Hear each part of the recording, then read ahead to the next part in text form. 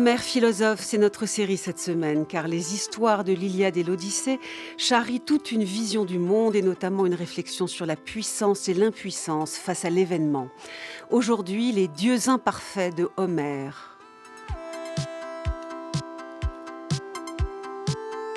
Platon détestait ce qu'il appelait les histoires fausses d'Homère, et singulièrement la représentation homérienne des dieux, car ces dieux ne cessent de se faire la guerre entre eux et d'y impliquer les humains. Ils mentent, trompent, complotent, ils n'hésitent pas même devant le parjure, incitant à briser des serments qu'ils ont eux-mêmes suscités. Quel mauvais exemple pour la cité. Il est clair que les dieux de Homère sont plus qu'imparfaits, au regard de la morale même la plus ordinaire, mais c'est peut-être que l'enjeu n'est pas de proposer des modèles de bonté. Rappelons que les monothéismes se font beaucoup de nœuds souvent à propos de la bonté de Dieu, observant que le monde abrite aussi beaucoup de mal. En défense, les monothéismes invoquent souvent le fait que ce Dieu unique a créé l'homme libre, ce qui est plus parfait que s'il ne l'était pas. Or, c'est la liberté humaine qui produit le mal. Il arrive même parfois que certaines théologies monothéistes mettent en balance puissance et bonté. Dieu est bon, mais manifestement, il n'est pas tout-puissant. En contrepoint de tous ces problèmes, le polythéisme grec, lui, n'hésite pas à écorner les dieux sur les deux plans. Ils ne sont ni tout-puissants, ni tout bons. Mais alors, si j'ose dire, à quoi servent-ils? Que nous disent-ils? Voilà nos interrogations ce matin. Bonjour Pierre Judet de Lacombe. Bonjour. Helléniste, vous êtes directeur de recherche émérite du CNRS, directeur d'études à l'École des hautes études en sciences sociales à Paris. Vos travaux sur Homère sont colossaux, si je puis oser un langage un petit peu homérien. Ils font autorité. Notre site les liste avec précision. De plus, on peut vous entendre depuis 2022 chaque week-end sur France Inter, Pierre Judet de Lacombe, où vous produisez une émission intitulée « Quand les dieux rôdaient sur la terre ». Et bonjour Frédérique Ildefonse. Bonjour Géraldine. Vous êtes spécialiste de philosophie grecque ancienne, directrice de recherche au CNRS. Les stoïciens sont notamment votre grande spécialité. Vous avez écrit par ailleurs un petit livre très intéressant intitulé « Il y a des dieux », publié aux Presses universitaires de France en 2012. Merci à l'avance de nous éclairer ce matin avec Pierre Judet de Lacombe sur le polythéisme grec et singulièrement sur la vision qu'en donne Homère dans l'Iliade et dans l'Odyssée. Pour commencer, je vous propose d'écouter deux passages de l'Iliade. Le fils de Zeus, Arès, dans le premier passage, a été blessé. Il vient se faire guérir, mais aussi se plaindre auprès de son père Zeus de la folie de la guerre de Troie, fomentée par les dieux eux-mêmes, à commencer, dit-il, par un autre enfant de Zeus, la folle déesse Athéna.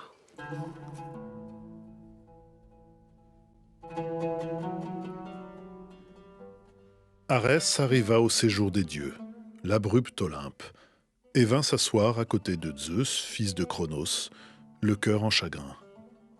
Il montra le sang immortel qui coulait de sa plaie. Gémissant, il lui adressa des mots ailés. « Zeus, père, tu ne t'indignes pas de voir ces actes de force ? Sans fin, nous, les dieux, avons à subir des tourments qui glacent, volonté contre volonté, quand nous voulons rendre hommage aux hommes. Nous sommes tous contre toi, car tu as engendré une fille folle que je maudis. Elle a toujours en tête des actes criminels. Nous autres, tous les dieux qui sommes dans l'Olympe, nous t'obéissons et chacun t'est soumis. Elle, tu ne l'attaques ni en parole, ni en acte. Tu la laisses faire, car tu as engendré toi-même ce désastre d'enfant. Aujourd'hui, le fils de Tidée, ce Diomède de tous les excès, elle lui a permis de se déchaîner contre les dieux immortels. D'abord, il a blessé Cypris, de près, d'un coup au poignet. Puis, égal à un dieu, il s'est rué contre moi. Mes pieds rapides m'ont soustrait, sinon, longtemps, j'aurais là même, dans l'affreux charnier, enduré mes souffrances. Ou bien, vivant, j'aurais sans ardeur subi les coups du bronze. Le regard de travers, Zeus, qui rassemble les nuages, lui dit « Ne viens pas, toi, l'inconstant, t'asseoir près de moi pour minauder. Des dieux qui occupent l'Olympe, tu es celui que je déteste le plus. Ton amour va toujours aux querelles, guerres et batailles. Tu as fait tienne la rage sans obstacle, sans concession, des rats, que je peine à maîtriser par mes paroles. Ce que tu souffres ici vient, je pense, de ces encouragements. Mais je refuse que tu restes plus longtemps dans la douleur, car tu es né de moi, et ta mère t'a fait naître pour moi. Si, ravageur comme tu étais né d'un autre dieu, tu te trouverais depuis longtemps bien en dessous des fils d'Ouranos. Il dit cela, et ordonna à Païéon de le guérir. De fait, cette folle d'Athéna, comme le dit son demi-frère Arès, il parle même à son sujet d'un désastre d'enfant, il est très en colère contre son père Zeus. De fait, cette folle d'Athéna, non seulement n'est pas toujours bien contrôlée par Zeus, mais quand elle l'est, c'est parfois que Zeus lui demande explicitement de recréer du conflit, d'inventer une situation relançant les hostilités entre Grecs et Troyens, alors même qu'auparavant, ses ennemis, encouragés par les dieux, avaient établi un traité de paix. Écoutez encore l'Iliade.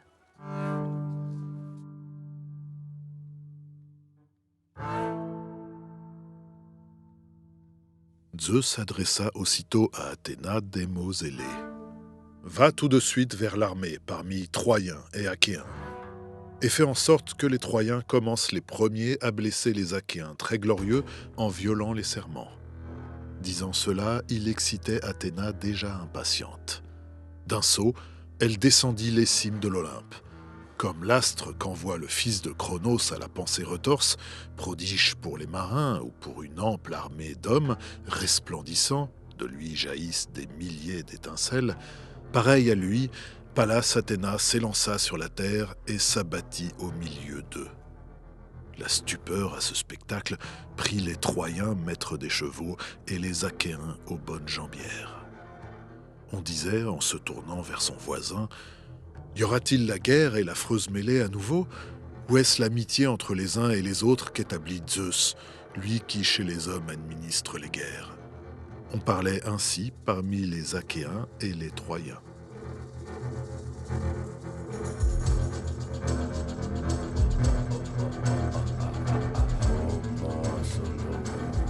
C'est vraiment la pagaille entre les dieux. Pierre Judet de Lacombe, Zeus soit ne contrôle pas Athéna, soit lui demande de relancer les hostilités. C'est un parjure par rapport au serment qu'ils avaient exigé eux-mêmes des hommes. Ce désordre, que nous dit-il ? Mais c'est justement ça tout le problème que pose l'épopée. C'est-à-dire que les dieux sont différents, ils ont des domaines différents, donc sur lesquels ils légifèrent. Et donc Athéna, c'est à la fois, on peut dire, une pensée rationnelle, c'est l'artisanat, c'est une ingénieure, mais c'est aussi la guerre. Arès, ce n'est que la guerre, il est l'amant d'Aphrodite qui n'est que l'amour, et les deux se ressemblent en fait. Mais donc ils ont leur domaine. Et Zeus est là pour faire en sorte qu'un dieu n'empiète pas sur le domaine de l'autre. C'est-à-dire que le polythéisme grec est une forme de pensée, de religion extrêmement politique. C'est-à-dire il y a des fonctions, des honneurs, comme on dit, des timai, qui sont répartis entre les dieux, et le dieu suprême n'est pas le dieu qui fait tout. Il peut essayer d'une certaine manière. Il y a souvent la tentation de dire tout ça c'est du Zeus, donc tout ça a un sens précis, donc on peut voir quelque chose comme un destin imposé par Zeus, mais en réalité Zeus doit improviser en fonction de ce qui se passe entre ses enfants, donc en l'occurrence Athéna et Arès, mais aussi dans cette version par Homère Aphrodite, et ses frères et sœurs, et donc ceux qui ont été ses parents. Là, il y a une diversité, puis il y a des dieux cachés, des dieux, etc., les dieux nocturnes, tout ça. Et donc, c'est à la fois le désordre, c'est la diversité, et la question, c'est mais quel sens ça a, non pas en soi. Ça, ce serait la théologie, ce serait les philosophes qui diraient ça, qui disent en général ça marche pas ce truc-là. Bon, il faut un concept de Dieu qui soit beaucoup plus cohérent, parfait, etc. Mais pour un poète comme Homère, c'est qu'est-ce que ça nous fait ? Parce que pour dire en un mot, bon, et je sais pas si Frédéric Lefont sera d'accord, les dieux, pour les Grecs de ce moment-là, les dieux c'est le réel. C'est ce qui fait que vous arrive ceci ou cela qu'on n'a pas contrôlé, qu'on n'a pas prévu. Et si on n'a pas fait la prière qu'il faut, si un champion de tir à l'arc ne promet pas à Apollon une hécatombe, eh ben sa flèche va rater le but. Donc les dieux, c'est ce qui fait que les choses arrivent telles qu'elles devaient arriver. Et là, dans l'Iliade, ce qui est extraordinaire, c'est que c'est d'une complexité inouïe. Donc, et les dieux ont chacun leur point de vue sur ce qui doit arriver. Athéna pense que les Troyens doivent tomber. Arès est du côté des Troyens, mais il est pour la guerre. Et Arès, il est pour l'égalité, de cette manière, entre les combattants. Aphrodite, évidemment, est pour les Troyens, à cause du jeune et beau Paris.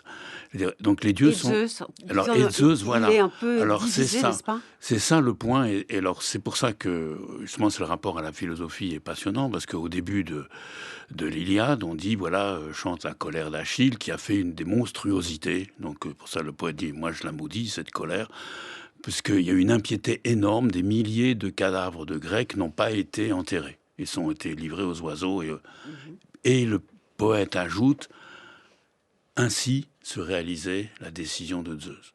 Ce qui est invraisemblable, puisque Zeus ne peut pas vouloir une telle impiété, un tel sacrilège, laisser tous ces cadavres sans sépulture. Et puis il a un fils, non, qui est un peu chez les Troyens, Sarpédon. Alors Zeus, il y a son fils aussi, et qui est donc qui est fils chéri, etc. Donc là, toute une histoire compliquée. Parce que Troie, c'est une espèce d'âge d'or, donc et c'est Sarpédon est encore plus d'âge d'or, c'est la Lycie, c'est-à-dire c'est le pays de la lumière, quoi, en Asie. Et Zeus va accepter que son fils chéri, Sarpédon, meure pour une raison qui nous paraît complètement hallucinante. Il faut que Sarpédon, qui est un immense champion, un immense roi glorieux, soit tué par qui? Par Patrocle, l'ami d'Achille. L'être humain le plus chéri par Achille, pour que Patrocle soit plein d'hubris et de confiance en lui, aille bien au-delà de sa mission, et donc aille essayer de prendre Troie. Et là, Patrocle, dans cette hubris, va se faire tuer par Apollon, en fait. Et donc, c'est comme ça que Achille, l'ami de Paris, va abandonner sa colère contre les Grecs et va vouloir venger son ami Paris, va reprendre les armes ou prendre de nouvelles armes. Voilà. Donc, quelle que soit juste pour qu'on comprenne la tendresse de Zeus pour son fils, il pense quand même que à un moment, les Grecs doivent, enfin je veux dire les Athéniens, doivent lancer une énorme offensive contre Troie. C'est dans la logique des choses, la logique de cette guerre. On en reparlera, cette logique du destin. Et effectivement, il doit accepter que son fils Sarpédon, dans le camp troyen, meurt. Alors, et du coup, il verse une énorme pluie de larmes, de sang, pour montrer que voilà, la mort de Sarpédon sera l'occasion de combats incroyables, quoi, comme les combats de 14-18, si on peut dire. Donc tout le monde est impuissant, même Zeus, il n'arrive pas à tout avoir, il doit concéder, en l'occurrence lâcher sur son fils pour... oui, c'est ça qui est terrible. Et il pleure. Alors tout le monde pleure, ça c'est un point qu'on retrouvera demain, car non seulement les héros pleurent, beaucoup, les hommes, c'est pas du tout réservé aux femmes, mais les dieux aussi. Alors je me tourne maintenant vers Frédéric Ildefonse. L'impuissance des dieux, je crois que ça vous intéresse beaucoup. Pourquoi ? En fait, je ne sais pas si c'est l'impuissance des dieux qui m'intéresse, sinon plutôt le fait qu'ils ne soient pas tout-puissants. Voilà, c'est ce que je voulais dire. Pardonnez-moi, Non, mais c'est ça. Et pourquoi c'est important qu'il ne soit pas tout-puissant ? C'est important parce que, en fait, moi, ce qui m'intéresse beaucoup dans cette affaire, c'est le polythéisme. Et sûrement, pour essayer de s'approcher du polythéisme, il faut faire tomber un certain nombre de filtres ou un certain nombre d'écrans. Et peut-être qu'un de ces écrans, c'est la toute-puissance divine. C'est-à-dire l'idée qu'il faut que le Dieu soit tout-puissant. Ou qu'il faut que le Dieu, comme chez Platon, ne change pas de forme. Ou que le Dieu doit être tout à fait désaffecté. Et qu'il faudrait reléguer les affects... Sans émotion. Voilà. Et qu'il faudrait reléguer les affects à la pathologie. En fait, on voit, il y a des paquets d'affects qui circulent chez les dieux aussi. Ah, ça, c'est sûr, ils font des caprices, Arès engueule son père, finalement se fait réprimander par Zeus, on vient de l'entendre. En fait, ils sont humains, trop humains. Alors moi, je ne pense pas qu'ils le soient, pour toutes sortes de raisons. C'est-à-dire que, bon, il y a d'autres personnes qui ont travaillé plus que moi sur cette question et qui ont parlé justement de l'obstacle que constitue l'anthropomorphisme moral ou l'anthropomorphisme immoral. Et c'est parfois écrit IM, entre parenthèses, moral. Vous voyez ce que je veux dire? Vous nous expliquer cette distinction? Voilà, je me réfère surtout aux travaux de Gabriela Pironti. Il y a un article qu'elle a écrit qui porte ce titre d'anthropomorphisme moral ou d'anthropomorphisme immoral. En fait, il faut faire attention à ne pas se laisser happer, quand on lit cela, à ce qui nous ressemble, à nous les mortels. Et Gabriela Pironti, comme aussi dans un autre article, Françoise Frontisy-Ducroux, avait insisté sur les limites de l'anthropomorphisme moral et de l'anthropomorphisme immoral. Et il y a toutes sortes de choses qui peuvent nous happer, des ressemblances. Ah ben ils se disputent, ah ben ils sont traîtres, ah ben ils sont mortels, et qui nous empêchent d'apercevoir d'autres traits qui ne sont pas humains et sur lesquels et par lesquels ils l'emportent sur les humains. Par exemple, le fait qu'il puisse changer de forme. Par exemple, le fait qu'il puisse changer de forme, qui n'est pas du tout un problème. Et c'est plutôt, là aussi, Gabriela Pironti, elle parle de morphisme variable. C'est moins une métamorphose, parce que c'est pas un changement de forme nécessairement continu, même si je crois que dans l'Odyssée, on voit à un moment que Athéna, sous la forme d'un certain humain, devient un oiseau.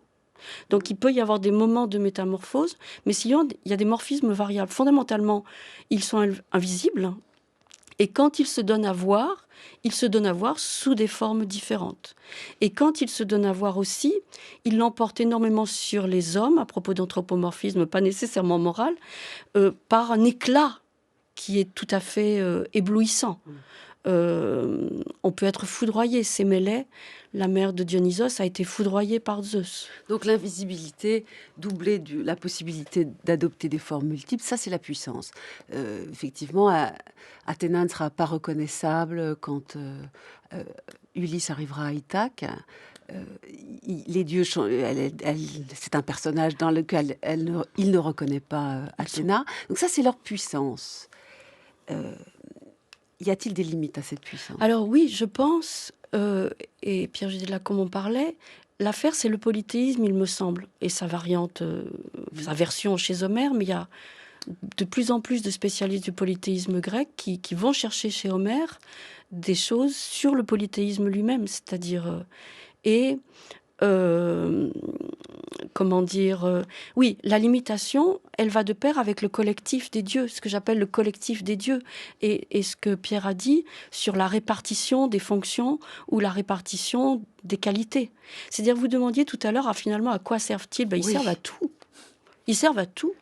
C'est-à-dire, tout ce qui se passe peut être référé à des divinités qui ont un certain nombre de prérogatives, un certain nombre de territoires d'action. Et fondamentalement, les dieux, plus que des personnes, sont, Vernon disait, des puissances avec un grand P. Et ce sont des dieux, ce que dit Gabriela Pironti aussi, des dieux agissants.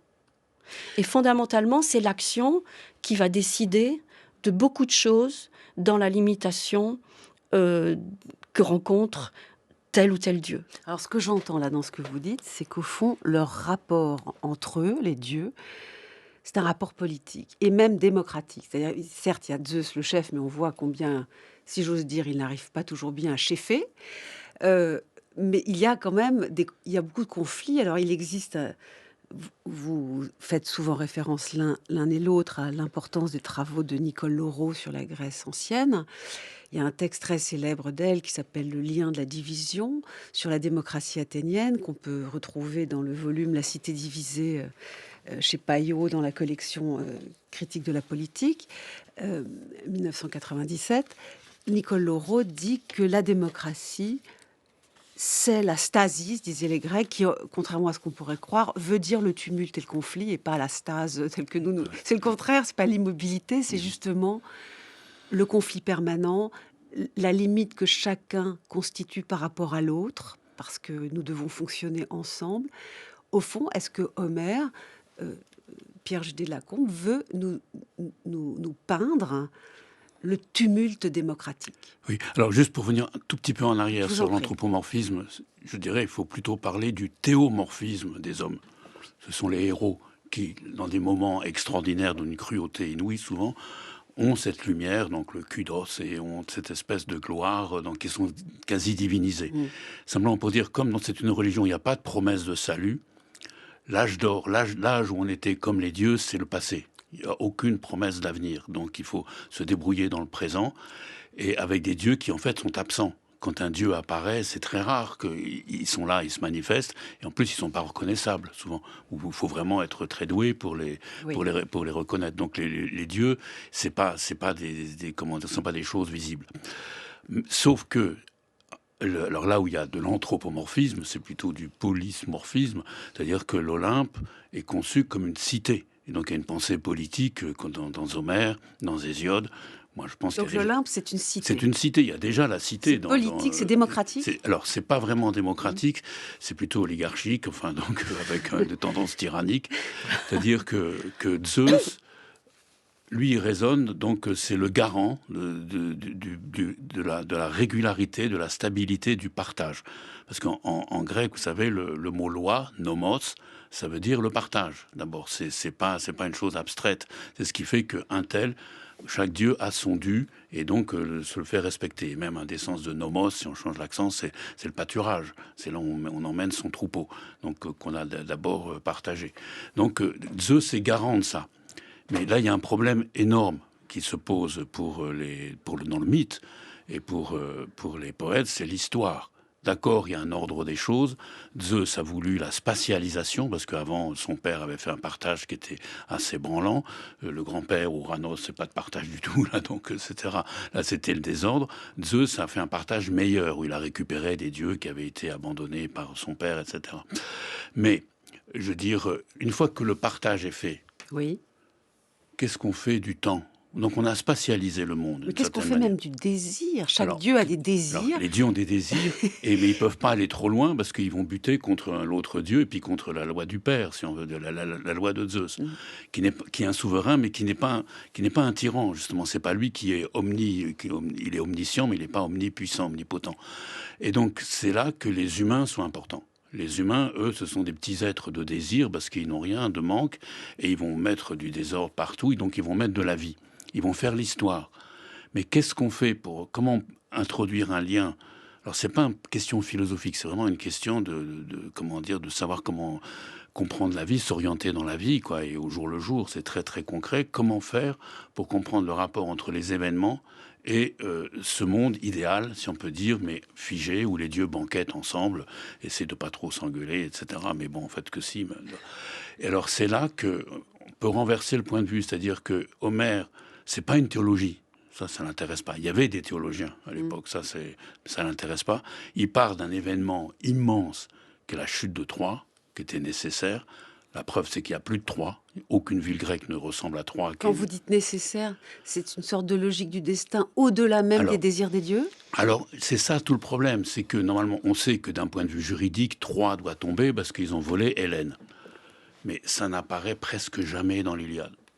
Un poète comme Hésiode va dire oui, dès qu'une ville a commis un crime, les rois ont commis un crime, la ville va être détruite, etc. Ça, c'est des formes de justice divine. Ça n'apparaît jamais dans l'Iliade, alors qu'on sait que c'est ça.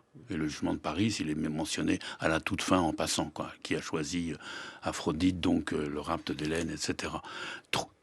Homère ne s'intéresse pas à la raison divine qui fait que Troie doit tomber. Il dit simplement, on sait que Troie n'est plus là, et aucune ville grecque ne peut ressembler à Troie, à cette prospérité, etc., et en Asie non plus. Donc c'est une époque finie. Mais au lieu de faire une théologie ou une mythologie au sens où on dit c'est une époque ancienne, il dit qu'est-ce que ça veut dire ? Comment c'est possible ? Du point de vue humain et du point de vue des dieux et des différents dieux. C'est là qu'intervient le polythéisme. Et les dieux sont confrontés à un événement qui, pour avoir lieu, suppose que les dieux transgressent eux-mêmes leurs propres règles.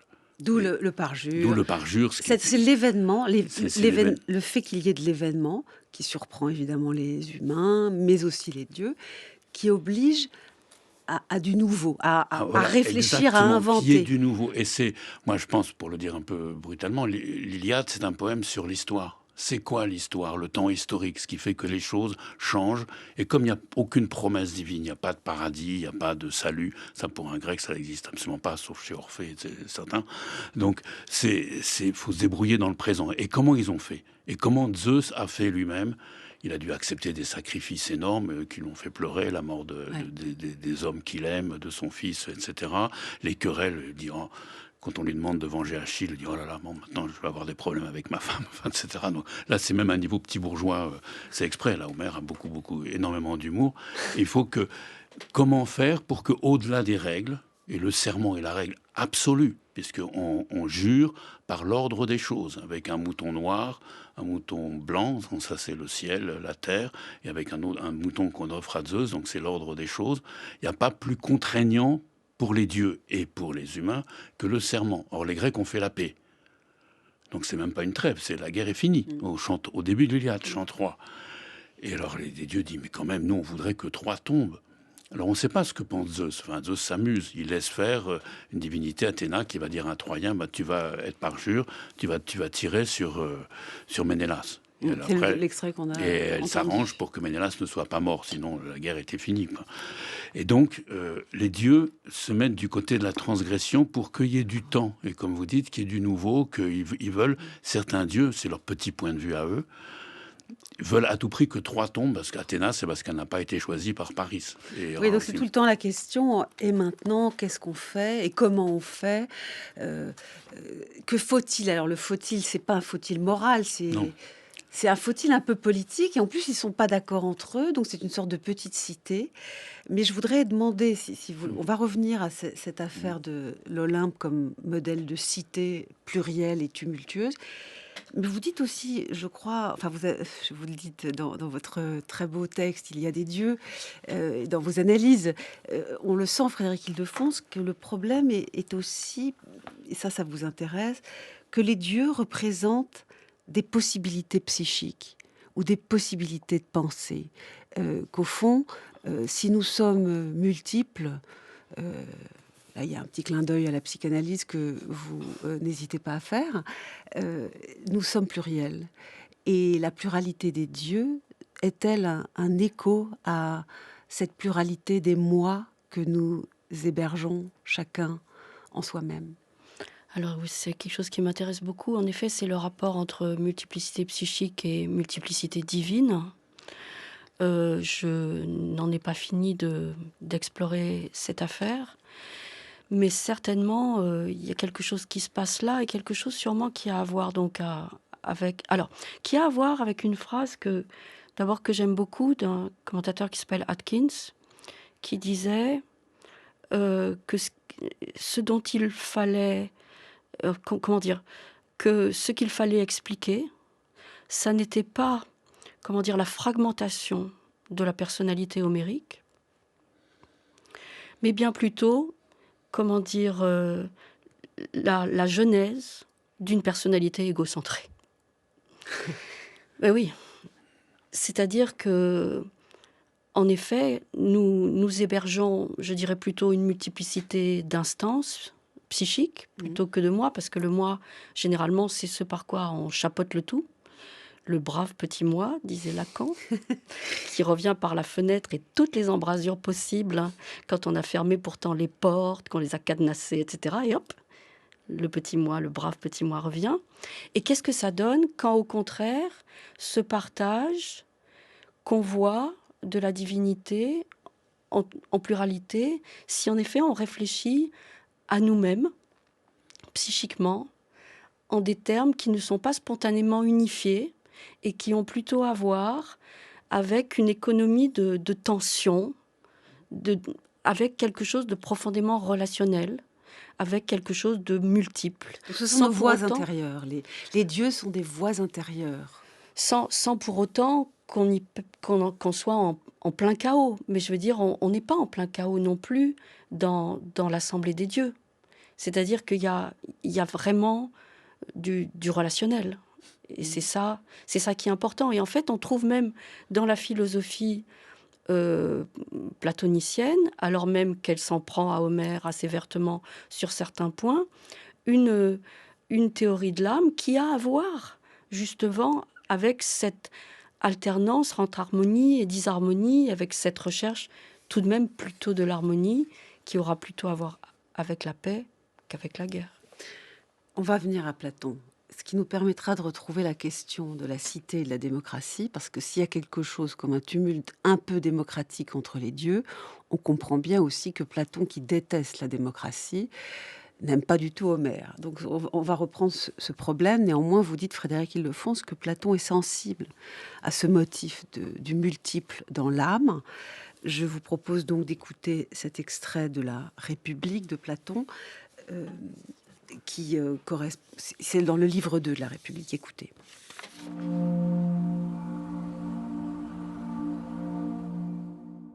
Il nous faut d'abord, semble-t-il, superviser les créateurs d'histoire, approuver l'histoire qu'ils créeront si elle est convenable, et sinon la désapprouver. Et celles qui auront été approuvées, nous persuaderons les nourrices et les mères de les raconter aux enfants, et de modeler leurs âmes par ces histoires bien plus encore qu'elles ne modèlent leur corps avec leurs mains. Quant à celles qu'elles racontent à présent, pour la plupart il faut les rejeter. Celles, dis-je, que Hésiode et Homère nous racontent l'un et l'autre, ainsi que les autres poètes. Car ce sont eux, n'est-ce pas, qui ont composé pour les hommes des histoires fausses, et qui les ont racontées et continuent à les raconter à présent, lorsqu'on représente mal par la parole ce que sont les dieux et les héros, comme un dessinateur dont le dessin ne ressemblerait en rien à ce dont il voudrait dessiner la ressemblance. Pour commencer, dis-je, la plus grande fausseté, celle qui porte sur les êtres les plus importants, celle qu'a dite, et d'une façon qui n'est pas convenable, celui qui a prétendu qu'Ouranos aurait accompli l'acte que Hésiode lui attribue, et que Cronos, à son tour, l'en aurait puni. Or, ces actes de Cronos, et ce qu'il aurait subi de son fils, même s'ils étaient avérés, je ne croirais pas qu'il faudrait les raconter aussi facilement à des êtres jeunes, dépourvus de bon sens. Le mieux serait de les taire. Ni non plus généralement, dis-je, que les dieux fassent la guerre, complotent, et combattent contre d'autres dieux. D'ailleurs, ce n'est même pas vrai. Si du moins on veut que ceux qui vont garder notre cité considèrent comme la chose la plus déshonorante de se traiter aisément les uns les autres en ennemis. Il faut bien éviter de leur raconter des histoires et de représenter des tableaux colorés de combats de géants et des nombreuses autres querelles de toutes sortes qui auraient opposé dieux et héros à leurs propres parents et à ceux de leur maison. Mais si nous voulons avoir une chance de les convaincre que jamais aucun citoyen n'eut d'hostilité envers un autre, et que ce serait d'ailleurs chose impie, c'est précisément cela qu'il faut plutôt leur faire dire à l'enfance par les vieillards et les vieilles femmes. Et il faut aussi, à l'intention des plus âgés, contraindre les poètes à composer des discours qui aillent dans ce sens. France Culture avec philosophie. Géraldine Mühlmann. Nous vous proposons cette semaine une série sur Homère, Homère philosophe, l'Iliade et l'Odyssée charriant une véritable vision du monde que nous essayons de comprendre. Je suis en compagnie de Pierre Judet de Lacombe et de Frédéric Ildefonse. Frédéric Ildefonse, Platon, dans le texte que l'on vient de lire, dit sa détestation d'Homère. Au passage, il le dit aussi d'Hésiode, mais on va rester sur Homère. Il n'aime pas la pluralité des dieux. Il trouve que ça crée du désordre, ça crée un sens permanent de l'affrontement, de l'ennemi, et il trouve que c'est un mauvais exemple pour la cité. La multiplicité que vous avez saluée dans le polythéisme grec, Frédéric Ildefonse, c'est vraiment ce que le philosophe en tout cas de tendance platonicienne, ne supporte pas. En fait, ce qu'il ne supporte pas là, c'est certaines histoires. Il ne supporte pas l'histoire de l'émasculation d'Ouranos. Il ne supporte pas les combats de géants, dit-il. C'est-à-dire que ce qu'il ne veut pas, c'est qu'on raconte aux enfants, dont les âmes sont les plus malléables, des récits qui vont qui vont surimposer sur eux ce que Platon juge de mauvaise représentation des dieux.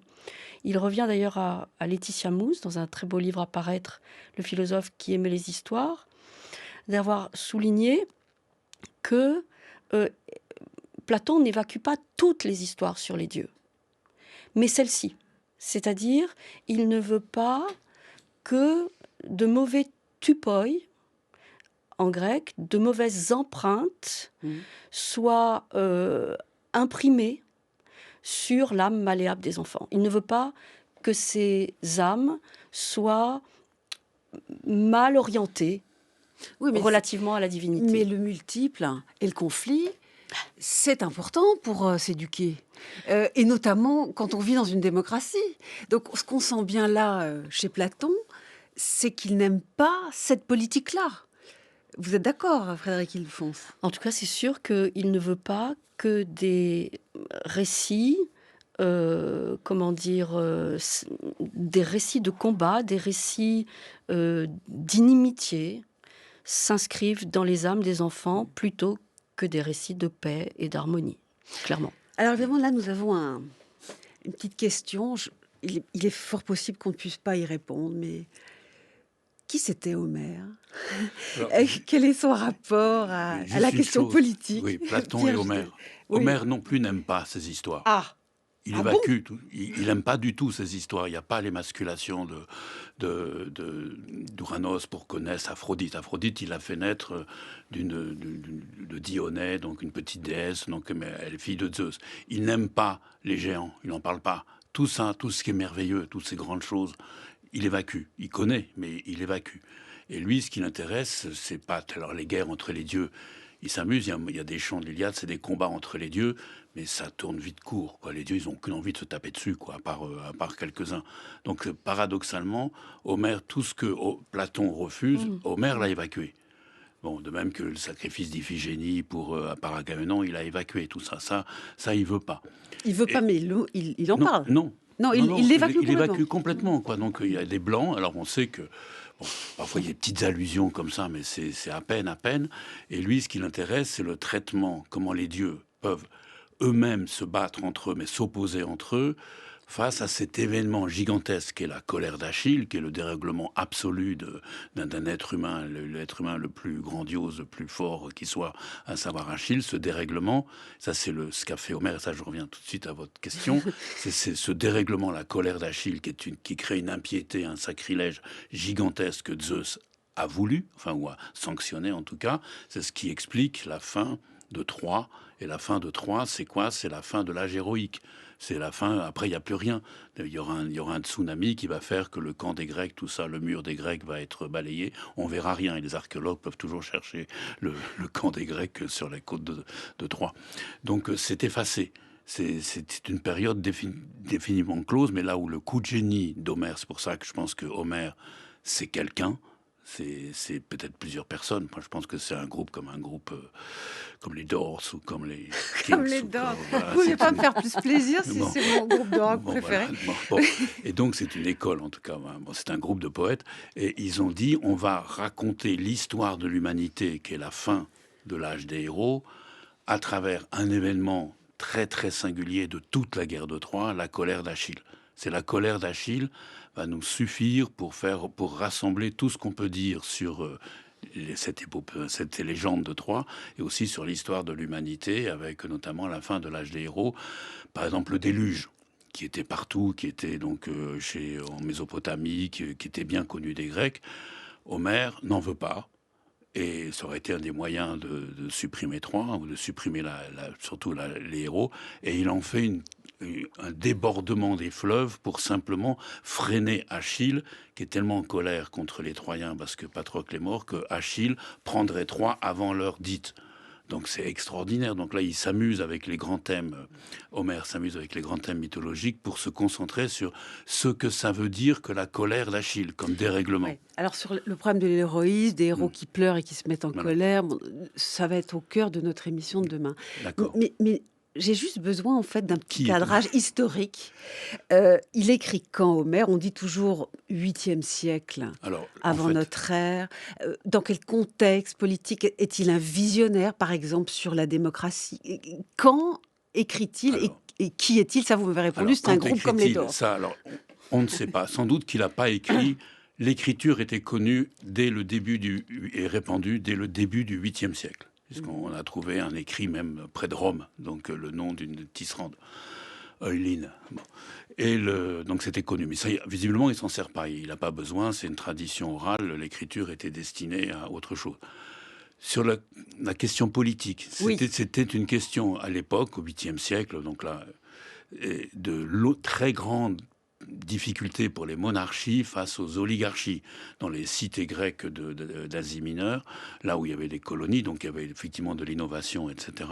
Donc là, les Carlier, le grand historien, a montré qu'il y avait des grandes tensions. Ce qu'on voit quand les nobles, comme Achille, se révolte contre le roi Agamemnon dans cette cité incroyable qu'est le camp des Grecs à Troie, parce que c'est une cité uniquement de guerre, ou bien quand il y a la révolte contre la famille d'Ulysse, donc à Ithaque. Donc là, il y a tout le problème du rapport entre la noblesse et le monarque, donc, et les monarchies vacillent. Donc on est en pleine crise politique à ce moment-là, alors qu'on est aussi en pleine période de renaissance, de renouveau, etc., le 8e siècle. Et donc, Homère compose pour se demander, mais qu'est-ce que c'est que l'ensemble des relations que l'on peut tisser dans une communauté qui est réglée. C'est bien avant la démocratie athénienne, 5e la siècle, démocratie, etc. Mais ça pose le problème de la pluralité des nobles face à un roi, etc. Et aussi, la norme fondamentale dans la cité grecque, pas à Troie. Troie, c'est une autre civilisation, je pense. Dans la cité grecque, qui est le camp, c'est le partage. Justement, la règle, c'est le partage du butin. Donc des guerriers plus ou moins valeureux ont accumulé du butin, Achille plus que tout autre parce qu'il est meilleur, mais il accepte que le roi, Agamemnon, est plus que lui et plus que les autres, même si Agamemnon n'a pas été un grand producteur de butin. Et il faut que le butin soit total, absolument transparent devant tout le monde. Et la crise de l'Iliade, c'est que la captive d'Agamemnon, qui était la fille d'un prêtre, il faut la rendre. Parce qu'elle appartient aux dieux. Briséis, c'est ça? C'est Chryséis, excusez-moi. Ouais. Donc il faut la rendre, et ça, Agamemnon il l'a piqué à qui d'ailleurs? Alors ça, c'est Achille qui l'a prise lors d'une conquête, la ville de Chrysaie. Et donc Agamemnon? Alors Agamemnon l'a reçue parce que c'est une fille magnifique et il est content parce que il est le roi. Mais c'est la fille d'un prêtre et le prêtre vient la chercher, prêtre d'Apollon. Agamemnon veut pas la rendre et du coup Apollon envoie la peste. Donc en fait, ça veut dire que cette fille ne pouvait pas être une captive. Elle ne fait pas partie du butin. C'est une singularité, si on veut. Et donc tout le système normatif du partage s'effondre, puisque Agamemnon est privé, il doit la rendre. Il est privé de sa captive. Et qu'est-ce qu'il va faire? Il se rattrape en prenant la captive, qui était une amie de Chryséis, Briséis, la captive d'Achille. Ce qui fait qu'Achille a perdu son honneur, a perdu sa captive, il se met en colère. Et donc le système normatif de la cité s'effondre. Et ce système normatif, c'est le même que celui de la démocratie. C'est la même norme. C'est le partage, sauf que dans la démocratie, ça se fait différemment, par tirage au sort, etc. etc. Mais c'est toujours l'idée de partage que Platon va reprendre, etc. Bon, et cette crise va produire une crise à Troie, aussi, où là, la cité va s'embarquer dans l'aventure, et une crise dans l'Olympe. Le mot crise est très essentiel. Intéressant. C'est comme si, dès qu'il y a de la pluralité, qu'elle soit aristocratique, des nobles, pluriels face à un roi, modèle sans doute d'Homère en son temps, ou que ce soit la pluralité démocratique, il y a forcément de la crise. La crise, là, vous venez d'employer beaucoup ce mot, Pierre Judet de Lacombe. Frédéric Ildefonse, une chose que font les dieux dans la crise, c'est ce qui vient d'être dit, c'est quand même poser des interdits. Les femmes sont souvent des butins dans la guerre, mais celle-là qu'a pris Agamemnon, ça n'est pas possible. Que veut prendre Achille, ça n'est pas possible. Il y a des interdits.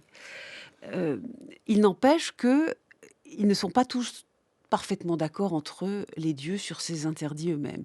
Pour vous, tout ça, c'est du dialogue intérieur, c'est encore notre pluralité psychique, c'est aussi le fait que certaines choses ne peuvent pas être résolues. Il y a des règles du partage, mais parfois elles sont contradictoires. Parfois le contradictoire demeure. C'est possiblement le chaos. La crise peut finir en chaos. Alors sur l'affaire de Chryséis, je pense que c'est effectivement très très important. Ah. Enfin, Pirgis de Lacombe le sait mieux que moi, mais ce que je veux dire, elle n'aurait pas dû être donnée. C'est un interdit religieux.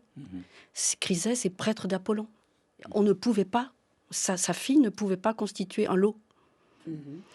Et donc, c'est une situation tragique, en fait. C'est-à-dire, il y a quelque chose qui s'est très, très mal passé et dont on va devoir assumer les conséquences.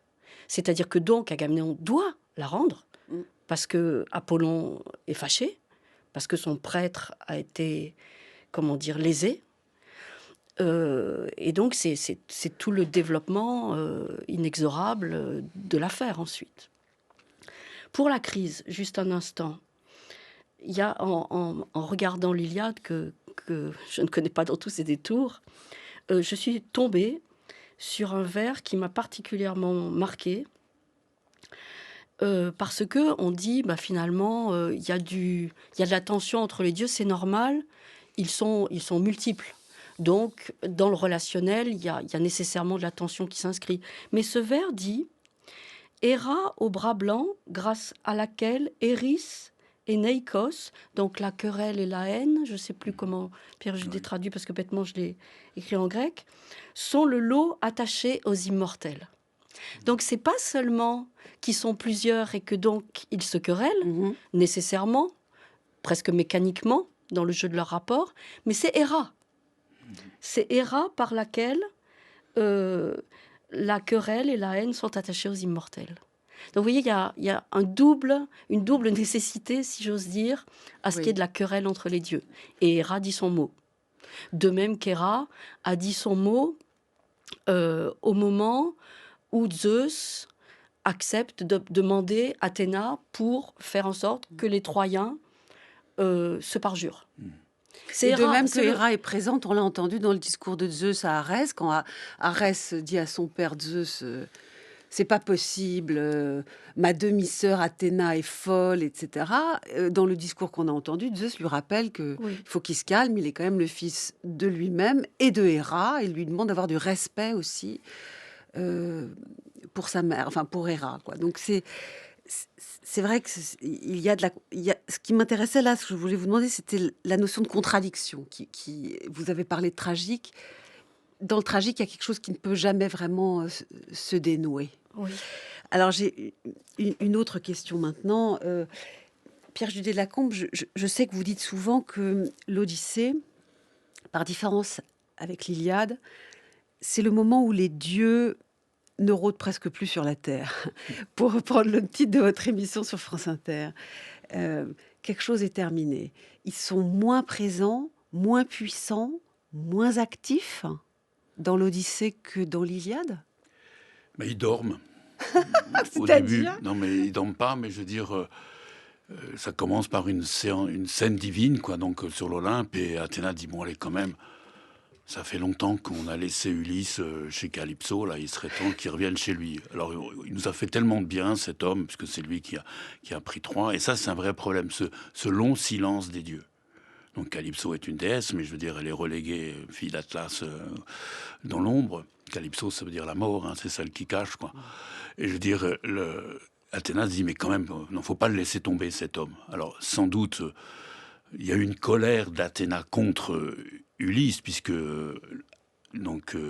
Cassandre a été violée ou presque violée dans le temple d'Athéna, etc. Donc les Grecs ont été vraiment très très mauvais par rapport aux dieux quand ils ont pris Troie. Donc là, il y a des fautes des fautes des Grecs. Et donc il y a une colère, il y a une tempête qui a dispersé tout le monde, etc. Et Athéna était dans cette tempête.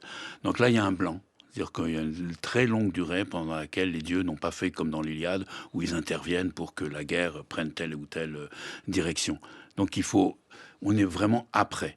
Et c'est ça qui est intéressant. L'Odyssée, c'est très différent de l'Iliade, même si on peut penser que c'est le même groupe, ou les enfants du même groupe qui ont fait... Le groupe, c'est pas les rockers vieillissants. Qui s'appelle Homère. Voilà. Le groupe d'auteurs qui s'appelle Homère. Pourquoi Homère? Homère, ça veut dire c'est le grand poète légendaire.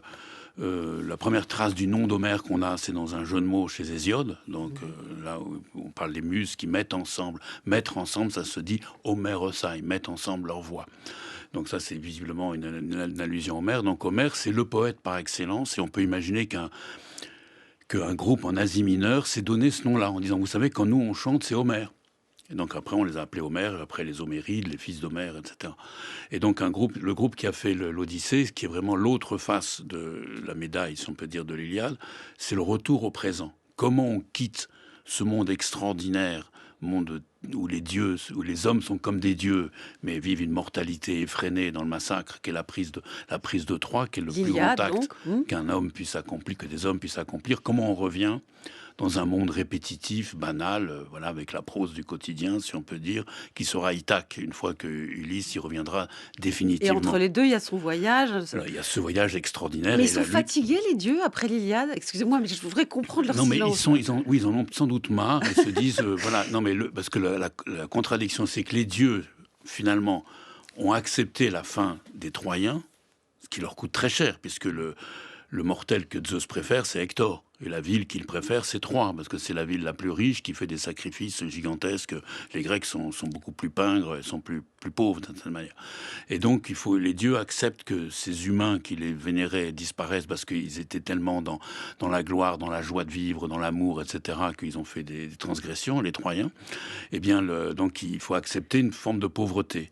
Et c'est ce qui se passe. Donc, il faut sauver Ithaque, quand même, c'est-à-dire sauver Ulysse. Mais donc c'est quand même la question politique qui revient. Alors c'est et complètement politique.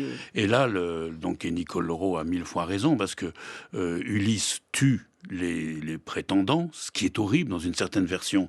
Pas dans Homère, Ulysse est jugé et condamné à l'exil parce qu'il a tué les prétendants, et c'est le fils d'Achille qui récupère son royaume, bon, etc. Mais je veux dire, lui, il peut revenir chez lui, mais il veut aussi tuer les parents des prétendants, c'est-à-dire les gens de sa génération, et Zeus l'arrête au tout dernier moment, et Zeus dit « je veux qu'il y ait l'oubli de tout ça ». Donc c'est l'amnésie, l'amnistie. On n'en parlera plus, parce que c'est trop violent ce qui s'est passé entre Ulysse et les prétendants, et ensuite la guerre avec les parents des prétendants. Il faut arrêter la guerre civile, qui est ignoble, parce que le massacre des prétendants, c'est ignoble. C'est bien pour Ulysse, cette manière, il rétablit la continuité, mais c'est un crime. Et Zeus arrête, mais il faut l'oubli. Or, ce qui est extraordinaire, c'est que c'est une contradiction performative, puisque on a souvenir, on a la mémoire du moment où Zeus dit il faut l'oubli. Et ça, c'est toute l'épopée qui permet ça. L'épopée transgresse la loi de l'amnistie et de l'amnésie dont a parlé si bien Nicole Leroux, et qui fonctionnait parfois dans les grands moments critiques en Grèce. Je veux dire, il faut se remémorer tout ça. Comme la tragédie sert à se remémorer, à réactualiser les immenses cruautés et horreurs du passé.